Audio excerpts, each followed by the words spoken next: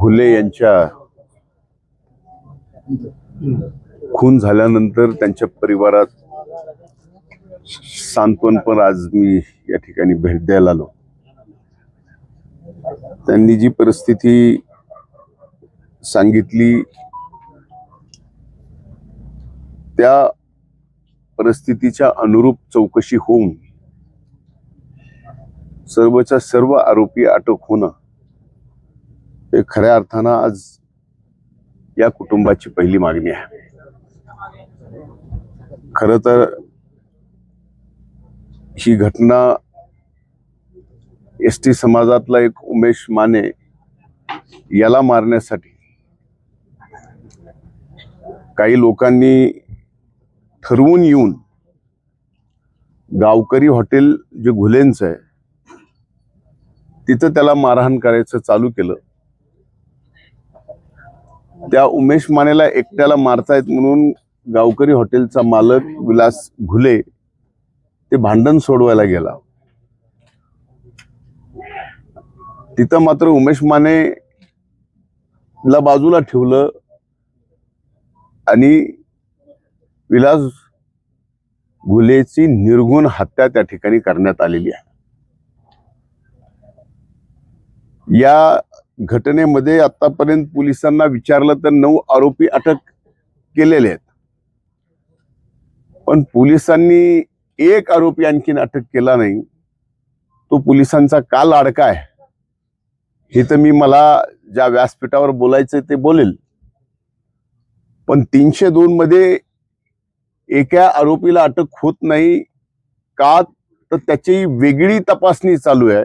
म्हणून का पोलिसांना या एका व्यक्तीला या सबंध केसमधून बाहेर काढायचं आहे, त्याच्यासाठी त्याला बाहेर ठेवलंय. जे काही साक्ष आहेत, जे पुरावे आहेत ते नष्ट करण्यासाठी या 302च्या आरोपीला बाहेर ठेवलंय का? हा माझा पहिल्यांदा पोलीस प्रशासनाला प्रश्न आहे. तपास योग्यरित्या चालू आहे. 9 जण अरेस्ट झालेत. मग या एक व्यक्तीला अरेस्ट करण्यासाठी पोलीस का धजावती आहे? तो मोठ्याचं लेकरू आहे म्हणून? आमचं इथं वैयक्तिक कुणाशीही दुश्मनी नाही, जातीपातीचा धर्माचा विषय नाही. विषय इथे गुन्हेगारी प्रवृत्तीचा आहे. आणि ते जर त्या गुन्ह्यात सामील असतील, जसं 9 जणाला अटक केलं तर 10व्याला सुद्धा अटक करावीच लागेल. त्यांना मोकळं का सोडलंय? आता भीती ही आहे की जो एक आरोपी बाहेर आहे, जो मोकळा आहे, त्यांनी जर साक्षी पुरावे एव्हिडन्स जे काय आहे ते टॅम्पर केले तर यातनं बाहेर काय येणार आहे? म्हणजे आमचा आता पूर्णपणानं पोलिसांवरती असा संशय आहे की त्यांना या प्रकरणात एका आरोपीला वाचवायचं आहे म्हणूनच ते अटक करत नाही. पण आज इथं उपस्थित सर्वांच्या साक्षीनं सांगतो की पोलिसांना सुद्धा त्या आरोपीला अटक करावी लागल. एवढ्या ताकदीनं आम्ही सुद्धा आता रस्त्यावर उतरू. आम्ही सुद्धा शांत बसणार नाही.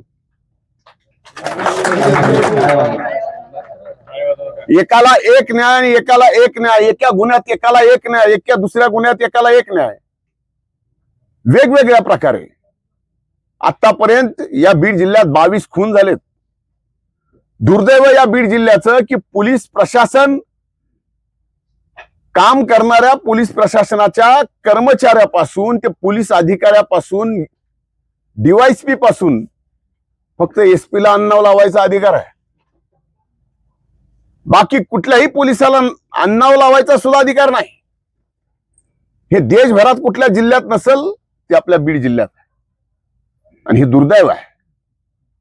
आम्ही या ठिकाणी पूर्णपणानं सामाजिक सलोखा जपून तशा पद्धतीचं कुठलंही कुणाचंही मन न दुखवता, कारण इथं तुम्ही ऐकलं असेल की या टाकडीचे आणि कदमवाडीचे किती चांगले प्रत्येक माणसाशी प्रत्येक घराशी संबंध किती चांगले हे टाकळीकरांना माहिती आहे आणि कदमवाडीलाही माहिती आहे.